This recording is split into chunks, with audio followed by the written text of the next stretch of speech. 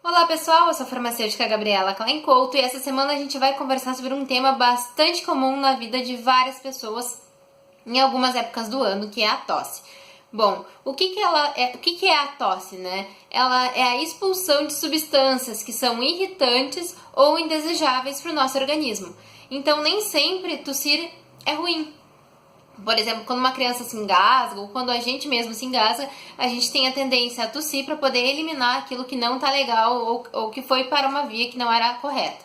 Então, assim, a gente pode também ter vários tipos de tosse. Pode ter uma tosse crônica, como nos casos de asma, bronquite, tuberculose, também que são mais dias tossindo. Pode ter uma tosse medicamentosa, como é o caso dos pacientes que utilizam o medicamento captopril, que podem vir desenvolver uma tosse em função desse medicamento. Pode ser uma tosse aguda, que é uma tosse momentânea, em função de alguma patologia, uma gripe, um resfriado ou uma pneumonia que o paciente esteja enfrentando, ou mesmo uma tosse alérgica, como no caso das rinites, da sinusite, que o paciente acaba tossindo em função da quantidade de secreção, né, que a gente tem nas vias. Então, assim, é super importante a gente entender que nem todo xarope é para a mesma tosse. Então, assim, tosses secas e tosses purulentas, produtivas, com secreção, são duas tosses diferentes, devem ser tratadas de formas diferentes, né? Então, assim, tosse seca deve ser tratado com xaropes que sejam para tosses alérgicas e sem muco.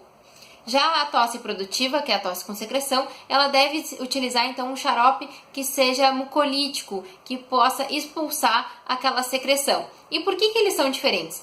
Porque o xarope que é pensado, desenvolvido para uma tosse seca, ele vai fazer com que o paciente ele pare de tossir, ele vai diminuir o estímulo da tosse. Em contrapartida, aquele xarope que é para soltar então a secreção, o catarro, ele vai fazer com que o paciente tussa mais para poder expelir aquela secreção que não está fazendo bem e que se a gente parar uma tosse que não deve ser parada porque tem catarro, pode virar então numa pneumonia ou pode acabar se agravando e ter consequências mais sérias. Então, assim, quando que uma tosse é só uma tossezinha e quando que tem que procurar o médico, por exemplo? Quando a gente tiver muita dor de cabeça, quando chegar a ter falta de ar em função da tosse, quando estiver tossindo por muitos dias, quando o paciente relatar febre, são indícios que a gente tem que sim buscar um médico.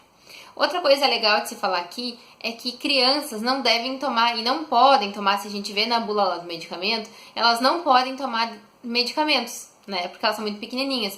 Então, crianças, nenês de 9, 10 meses, têm tosse muitas vezes, né? Passam por processos bem ruins durante o inverno e não sabe-se o que fazer com aquela criança que não para de tossir e que a gente não pode indicar, então, um xarope para aquela criança sem ter o consentimento do médico, por exemplo.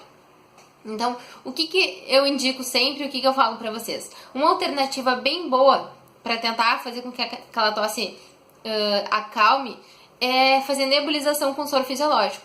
Esse processo ele vai limpar as vias, vai umidificar as vias e vai fazer com que a tosse com que esse fluido se fluidifique, que o nenê consiga expelir esse catarro, essa secreção, e que ele pare então de tossir, que vai diminuindo aos poucos essa tosse e quando vê, parou de tossir e é uma saída muito boa. Isso pode ser feito também nos adultos, quando a gente tem uma tosse que não para nunca, então tu faz aquelas tosses todos os dias, assim, né, e bem pesadas, assim, a gente pode fazer então a nebulização e vai ver que vai melhorar bastante, porque pelo mesmo mecanismo, então vai fluidificar, que vai fazer com que a pessoa pare de tossir. Então, pessoal, o assunto de hoje era sobre tosse. Semana que vem a gente volta e vai conversar sobre um outro assunto. Muito obrigada e boa semana.